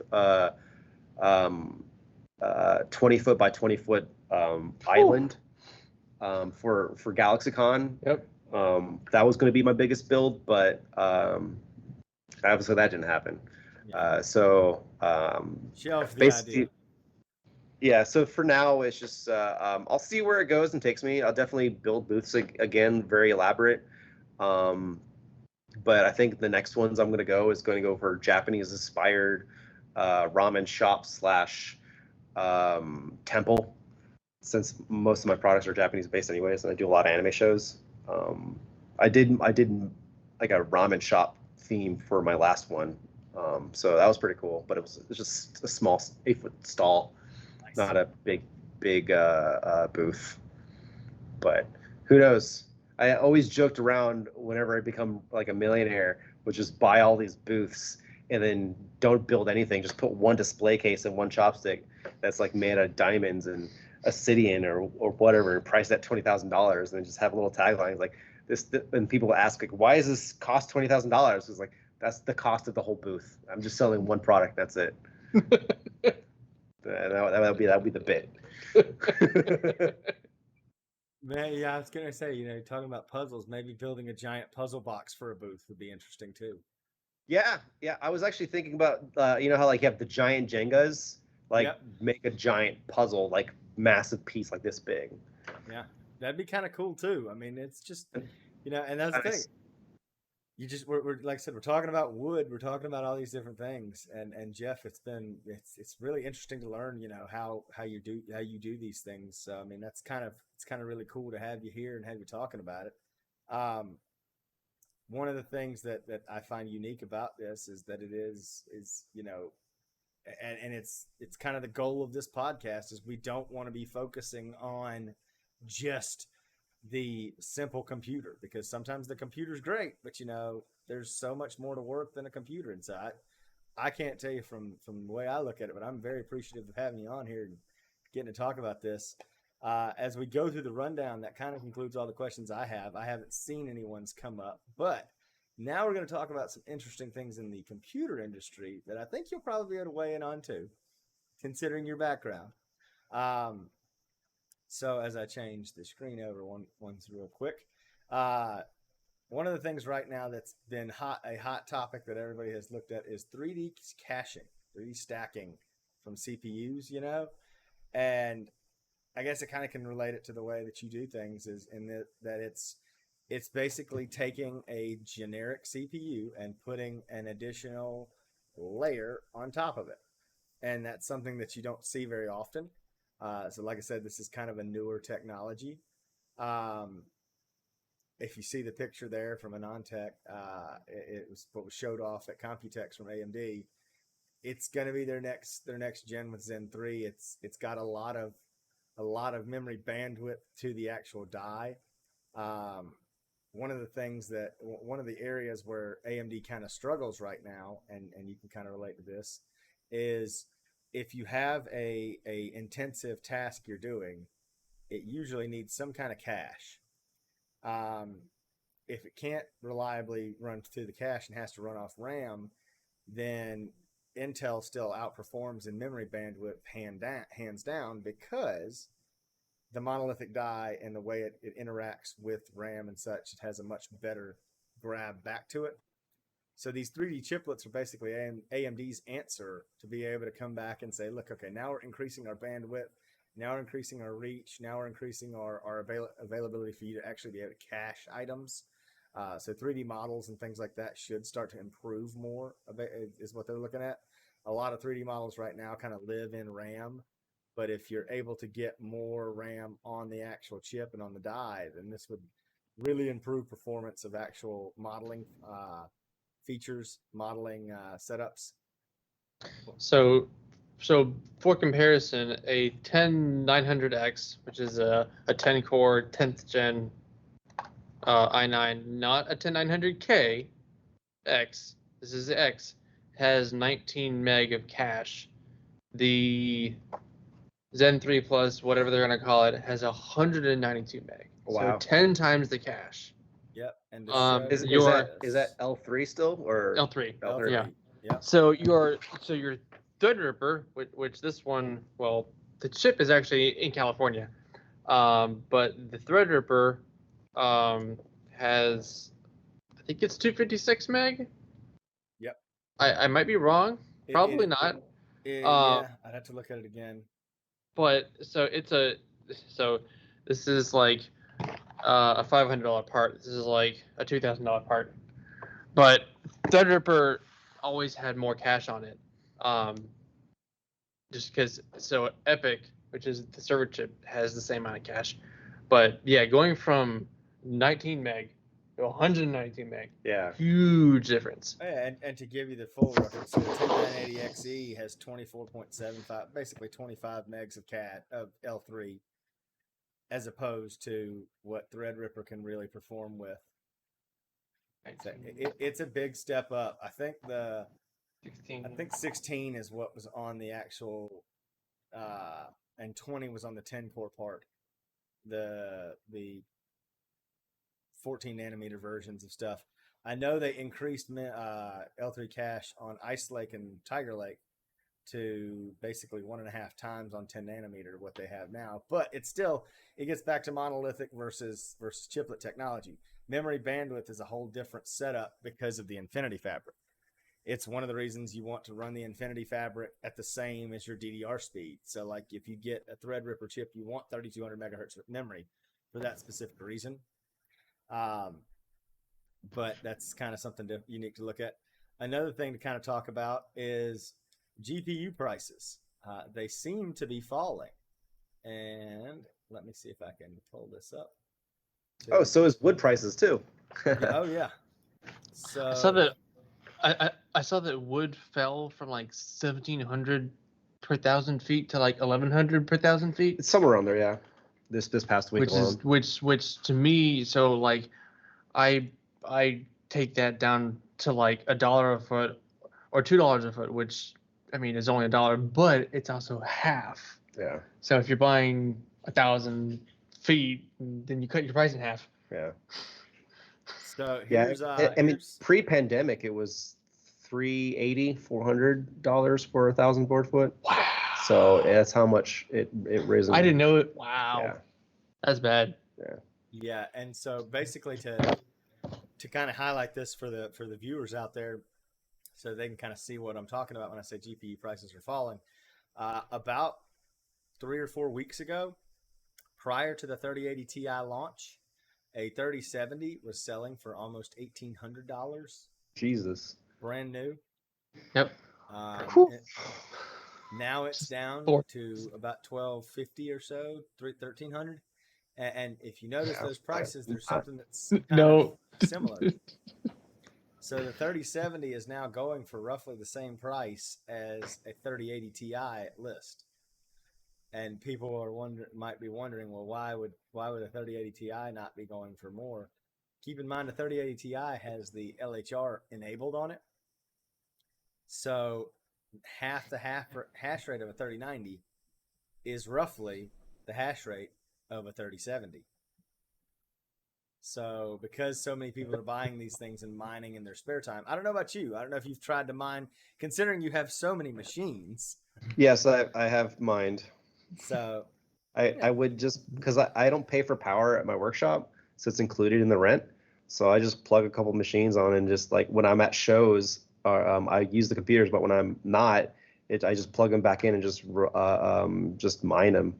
I mean, my workshop got incredibly hot. It's AC'd and everything, but with all those machines running, they get pretty hot. Hard to keep up. Yeah, I mean, but that's the thing. So with mining prices kind of still stagnant / increasing and decreasing from left and right, it kind of makes you wonder with the volume that you're seeing of the 3080 Ti out there. It's kind of interesting that now you're all of a sudden seeing the 3070 take a hit in terms of price per dollar for these things on the secondary and tertiary markets. So that is a very, very interesting thing to think about. And this might be interesting for you as well. So our next little update that we have is deals with Google Cloud. So all the cloud services you have from them, which I mean, let's kind of backtrack and explain to people a little bit about Google Cloud. So Google Cloud it's a data center services provider. Chris, you use Google Cloud. You want to kind of give a little information on how you guys utilize it? For me, I just save all of my files, work files, on the Google Cloud, so I can access it on any devices or any laptop. So as long as I'm signed in, because I've got so many computers, like sometimes I jump on, I might be working on 4 different computers at once, and they all have Photoshop, Adobe Illustrator, things like that. So if I'm at home and I'm doing some home stuff and I forgot my laptop, well, I'll just go on one of my home computers and pull up a file. It's there. Yep. It's there, and I can work on it, and it updates it and saves it on the cloud. And then if I go to the workshop and I don't have my laptop, well, I'll just go on the laptop or onto the desktop computer at the workshop and work on the same file and keep updating it from there. So sometimes when my wife's at home and I'm at the shop, she could be doing some graphic design stuff on the computer at home, and update it, and then I get the file right away. Instead of asking her to be like, can you email it or whatever, it's just like, no, I don't. All I have to do is just like the second that she saves, it gets uploaded to Google, and within a couple of minutes, I can use the file on the laser machine and prototype it right away. So that really kind of sets in tone of like, if I have that system and I have other designers, then it's just like, just like with all the pandemic, it just work from home. It's like I just work with a couple of my designer friends and be like, make me a good thing for a chopstick or a keychain or whatever. And if you just give it to me, I can literally laser it on a laser machine that's hooked up to the internet, and then do a prototype right away. So the rapid prototyping is quite nice. Because like if someone has a design, I could just take it right away and throw it into a test blank or whatever, and within minutes I can have the product done. So whenever someone orders a custom chopstick from my Etsy store or wherever, I can literally just take it, and because I have all the things I figured out in the system has already been solved. So I just basically plug and chug, and then press enter, and it lasers, and it's easy, it's nice. And then I basically within of like 30 minutes of ordering, I say this faster to some people, I'll be like, it's faster to order a chopstick than pizza sometimes. Actually, some guys at Ubisoft, one guy bought a pair, and it's like, if you order a second pair, I will deliver them faster than what Chinese takeout will come to you. So he ended up getting another friend at Ubisoft at their office in Mooresville, and they ended up buying a second pair, and I lasered it right there. It took me about 15 minutes to get to their office. So that's how quickly I was able to make it, and I still got there before their Chinese takeout got there. Nice. And I hand delivered, and I said not food with the takeout order, because I made it like with the thank you bag, the shopping bag, and I gave it to them, and they're like, Is this food? And I was like, read it. It's not food. It's chopsticks. I'm like, it's 9:00 at night. Why are you delivering chopstick on Tuesday night? It's a joke. It's a joke. It's great. It's funny. Exactly. So, but the purpose of explaining all that was that Google Cloud is now tapping AMD and their Milan chips from Epic to kind of service a lot of their new data centers that are going to be built. And so that's a big step up, because everything thus far that I've read and know about is that Google Cloud has pretty much been relying heavily on Intel. So this is a new feat for them. They're taking it over, and they're doing something a little different now. And Milan is very, very fast. Oh yeah. Yeah. Keep in mind, Ice Lake has launched in April for Intel servers. So when they find their way out to the actual customer, Ice Lake per core is technically faster in certain applications. But once again, it really gets back to the 3D caching argument. It really depends on what you want to do with everything. How do you want to set yourself up?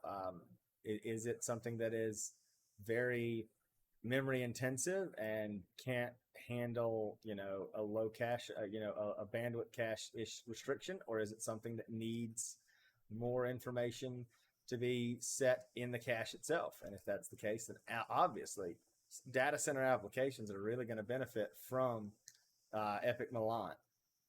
It's definitely a big uplift for the community. And it's funny to talk about for the community, because now we kind of move back and talk about it a little bit more. But the last thing we've got on here for our updates is going to be a little bit more from Chris, because finally Chris has got a build to do. Their GPU constraints aside have kind of kept him from building things for a while.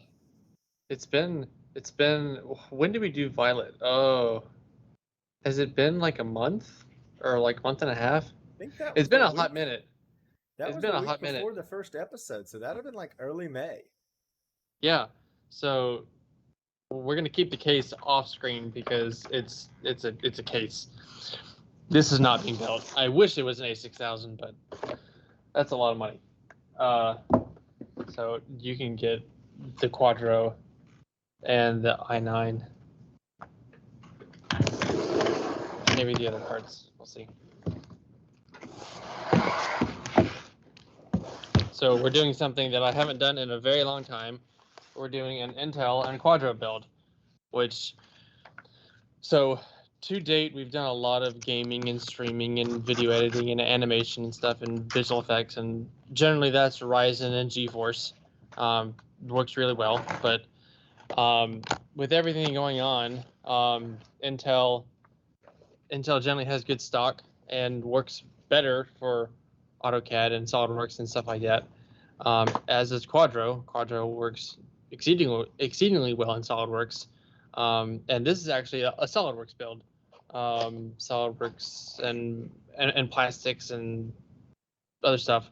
But it's a 10-core i9 with 32 gig RAM, a A5000. So this is actually not an A5000. This is a P. It says Quadro. It can't be an A5000.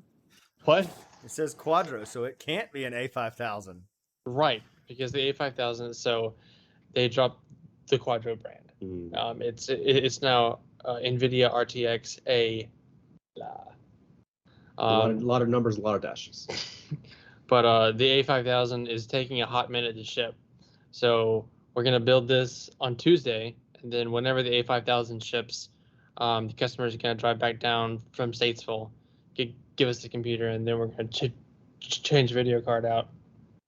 Because his laptop, which is like a Dell model with an i7 and a P1000, so a little bit not quite as powerful as this.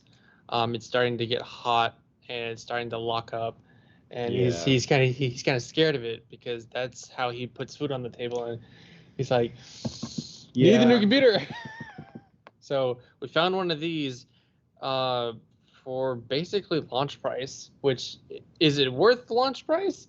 No, but it's better than paying like 5 times launch price. Yeah. So and it's end of life. So whatever was left, like at Amazon, was it. Got it from Amazon. So super excited about that build. We got some other CAD stuff coming up in the next couple months.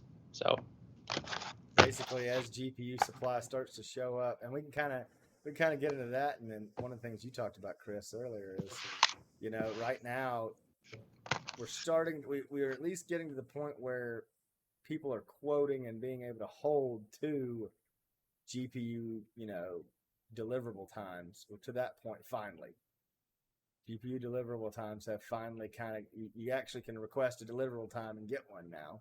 And maybe we can get a little faster than that, but that is crazy. And this is, like I said, that you did say the name. It is the Atlantic build that's going to happen. What day are you streaming that next week? On Tuesday it'll be, and we're going to go live at 6. So a little bit before we went live here, but same channel. Well, if it makes you feel any better too, I just looked it up in the archives, but it literally is a month and change. It's actually 5 weeks, or no, it'll almost be 2 months. Violet was on May 3rd. Wow. Yeah, So it's been rough. Yeah. Computer parts and shortages are everywhere. We've got a pile over there. So that's upcoming builds. So those are sponsored. So the like Intermax sent the water cooler, sent the power supply. AMD. I actually bought the processors myself. One was for stock. One was long story. The motherboard was, so I was buying B550 at a point, because there was a lot of flow, and then just stopped selling Ryzen for whatever point, and I couldn't seem to lose the B550 stock board. I'm like, well, it's going in one of the builds, so I don't care. Just get it going. I'm tired of it. But we can't. So I can probably get the cases and the fans and the fan controllers and whatnot, but I can't get the stupid video cards. Yeah. And you can't build gaming and streaming or photography and video editing without a video card. And even if we went with like a Quadro that we might be able to get in a couple in several weeks, I mean, it would work, but it's not like. I mean, you can game on a Pro Series card, not a Quadro, Yeah. but just if you can get a GeForce Yeah. at not 5 times MSRP. That's the hard thing to deal with, is that everything is stock has got everybody kind of so bowed up for things. It's ridiculous. It ridiculous. really is. Wood's the And same way. it's been like this since the beginning of the pandemic. Like it's just constant. Like we're now at what 16 months of this. Ampere, so the 30 series or Ampere launched in August. Was it August of last year? And I think it's it basically launched in August and was available in September. yeah, and it's been in the same no stock phase since it launched. Yeah. Although it does remind me that that one thing I do miss about going out and doing shows was the shows that I did in DC area and then Atlanta. I would always stop at Micro Center. That's like the main reason why I would go there, is to buy the processor motherboard for the deals and also see all the cool stuff. But that's what I kind of miss. I wish there was one down here. I know. I have begged him so much to be like, you need to open one up in Raleigh. Open up in Raleigh. I don't care. You will get a ton of business. Yeah, yeah. Raleigh or even Charlotte. I mean, there's not even. No, just Charlotte. Raleigh. Raleigh. I'm just bring it here. I'm using that as an example though. Like there's not Micro Center. You got Georgia in Atlanta, Georgia. Yeah. And then there's 2. They got 2. No. They only need 1. Would you give us the other one? You don't need 2 over there. And you got to go. And from there, it's like, okay, now let's go to the other. There's no stock anywhere either. We're right in the middle between DC and Atlanta, so either direction we go is equally distant. Yeah. So DC, there's 4 Micro Centers in the area. 2 I think 1 or 2 in Virginia, and the other ones are in Maryland, right outside of DC. But they've got so much there. I don't know why they have so many there. But it's probably population, maybe. I don't know. But that's the thing. Like I said, Charlotte and Raleigh both are fairly populated. They could justify putting 1 in each city, even, I would think, and they do huge business. Yeah, I just know that they would, if anybody wants to open a franchise, they require $5-6 million for like a down payment to start it. So I wonder what that is. Does that cover stock, I guess? I mean, why would you need that much? I'm not really too sure. It's just level of like liability and to do it, run a business for that scale, because they turn through some products, like massive amount for how small the store is. So, I was showing Chris this earlier. I actually picked one of these up at a Micro Center. It was just a little 10 gig network adapter in Atlanta. When I was looking for one, I was like, hey, I've got to ride through Atlanta anyways. I'm just going to grab one of these while I'm at it. And it's amazing, like the amount of stuff that you can't find sometimes when you want to, you know? Yeah, or like if you really like want it, sometimes you just need to go and try to find on Amazon, but you go through like 20 different things. You're like, you know what? I don't want to go through 20 pages to see which one I really need. Never mind. But if you go to Micro Center, you actually see it, and you're like, oh, hey, look at that. It's right there. It's like $10. That used to be me. I mean, I used to never want to buy something unless I could put my hands on it. I'm very much that way about like normal technology that I buy. The only thing I'll buy like through Newegg or Amazon is like computer parts, because I don't have a Micro Center and I'm not buying that at a Best Buy. I mean, like, I don't know how many of you have ever gone to a Best Buy and shop for computer parts, but they don't have anything. They really don't. No. But you can order it online for Best Buy stuff. Mm-hmm. So, but have you looked at their in stock stuff recently? Nothing's in stock there. No, not for computer parts, but. Oh, but I buy like monitors and stuff from Best Buy all the time. Yeah, that's. Speaking of work tech and stuff like that, I don't actually ever usually buy a high refresh rate monitor or anything like that. I'm whenever because the stuff I do, it's CAD and laser scan based, so I don't need high refresh rate. So it's kind of one of those things to me where it's like, okay, so what can I find that's for the right price? And usually it's pretty easy to find something that is, you know, the right price for like it's easier to buy like a 40-inch TV that's got 120 hertz for $300 than it is to find some kind of, you know, crazy other setup. And that's usually your decent monitors are $350 anyways. So I guess that's a good way to close it and ask a final question too. Is what kind of monitor setup do you have, Jeff? I've got a triple 4K Dell 27 inches at the house. So I've always had triple monitors for the last 12 years. Sometimes I've actually had more than that. Like I would put 6 on one computer. Holy cow. Like, and that was my Nebuchadnezzar rig. That's what I called it. So I had like screens up there, over here. So I'll be able to like play Civ 5, watch Netflix, do graphic design, and then I would just for the rest of them I would throw up like stocks, and just be like, look, I'm stonking, and it's just like it's not. I don't know what I'm doing. It's just graphs that are just active. I've always been the triple monitor setup myself. Usually it's not the triple monitor setup that most people are used to, but some kind of triple monitor setup. I'm currently using 2 Samsung ultra wides that are the J890 series, I believe. They're the business class, not the Odyssey class ones that are crazy, but they're just a little 34-inch, and they're awesome for 2 of them. I have a Samsung 28-inch 4K that sits over and lives in my graphing world like you would sit at. And then comically above, as you see me looking up every now and then, I have the 40-inch 4K TV that I use for most other, like, just watching things, listening to podcasts, that kind of stuff. Yeah. While I'm doing a normal day. Yeah.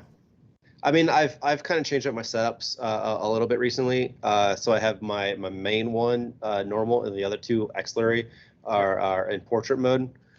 So that way I can be able to see my layers in Photoshop easier and better.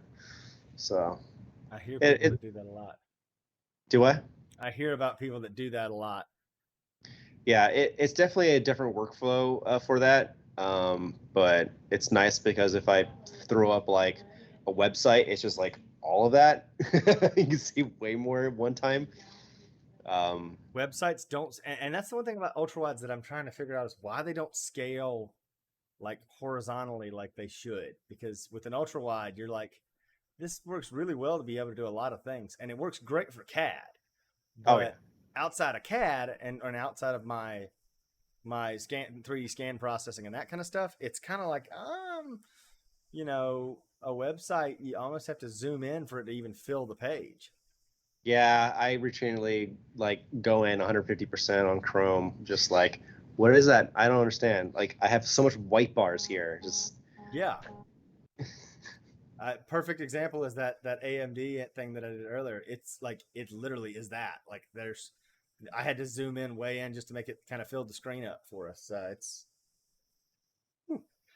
Well. All things being said, we've seen no questions and no comments in chat, but if anybody wanted to say something, they could. Outside of that, I'll let you guys kind of take us to closure time. Anything y'all want to talk about? I'm so excited for 2042. I'm just like so pumped about it. Just all that murdering. I guess, and you know, the fun question for me, because you mentioned Civ earlier, what do you have all the expansion packs of Civ 6? I do, but I don't really play Civ 6 as much. I'm still Civ 5. Like, the dynamics of the game, I just haven't really figured out all the mechanics. So I just go back to what I know, and Civ 5's still one of the better Civ games. So the newest Civ 6 expansion that blows my mind, and it still makes me mad every time I play it, is it added like the whole climate ordeal to where once you started having different power plants and whatnot. Yeah. Like, the water would start invading your coastal towns and stuff. It always made me mad. Yeah, I haven't really played any of the DLCs yet. So I bought them all. Like with Steam, you just buy games, they never play it. It's like I really loved how Steam updated that one year, like maybe 2 or 3 years ago, where they're like, "Hey, you have 300 games you haven't played. Maybe you should play a game you already have." And it's just like, "Shut up, Steam. I'm gonna buy this game on sale now." I keep thinking about it that way, man. And maybe that's something one day on channel we ought to think about doing, Chris, is just playing games. Playing games Have you it, haven't played before. That's on yeah, your Steam. going back to your old Steam. Okay, I've got to pull my library up now because it makes me want to. I have I think 700 games on my Steam, and 700. Holy cow. I haven't played half of them. Like I still haven't played Skyrim. Like I bought it when it came out, and I still haven't played it. Like and then I bought the Skyrim VR, and I still haven't played that. Meanwhile, I've sunk about 450 hours into Witcher 3 in 3 plays. I got Witcher 3, and I still haven't played it. I haven't played any of the Witchers. I bought them all. So you don't have to play 1 and 2 to play 3, right? Yeah. But it's just one of those games. It's just like the reason why I haven't played Skyrim is like I need to devote X amount of time to go play that game to get to really get into it, or I can just go play a simple game for 5 minutes and just be like, okay, I killed somebody, now I'm good. So yeah. So my Steam Bloons, library Witcher 3, consists, probably Bloons. my Steam library consists of 6 games. 6 games? 6? So how do you have so little? I don't understand. I used to buy them all individually, and when I do too. But that was the thing. I never had, like, when I say individually, I didn't buy them individually on Steam. So I would buy them like I like the games that I have on Steam, because I have 6. I can list them. I have City Skylines. I have Microsoft Flight Simulator, the newest version. I have Flight Simulator X, Civ 6, BeamNG, Drive, and then SimCity 4. Now, I have Civ 5. I have the box for Civ 5 still. I had Half-Life. I had Team Fortress. I had all that stuff that I bought in the box.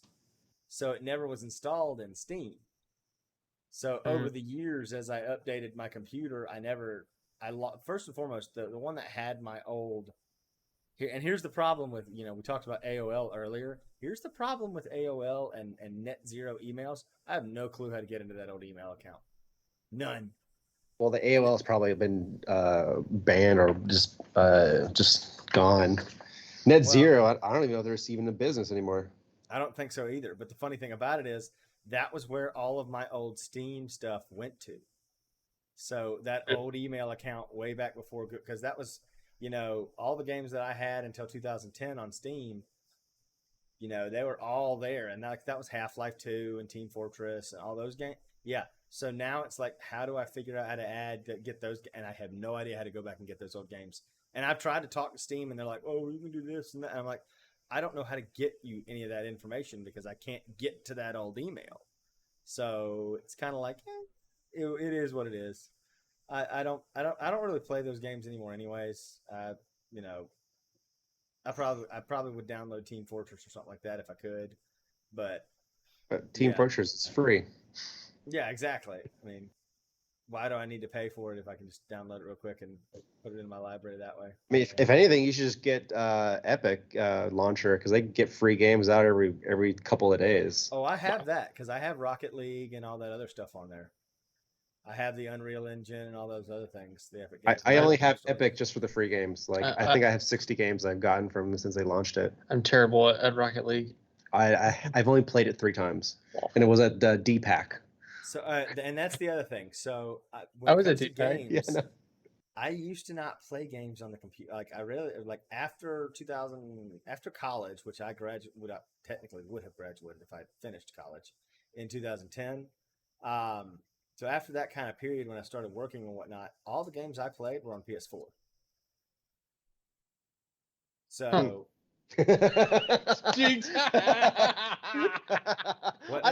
know how to take that. Do we just cut them off and be like, all right, that's the end of the show? Like, sorry, PC Master Race over here.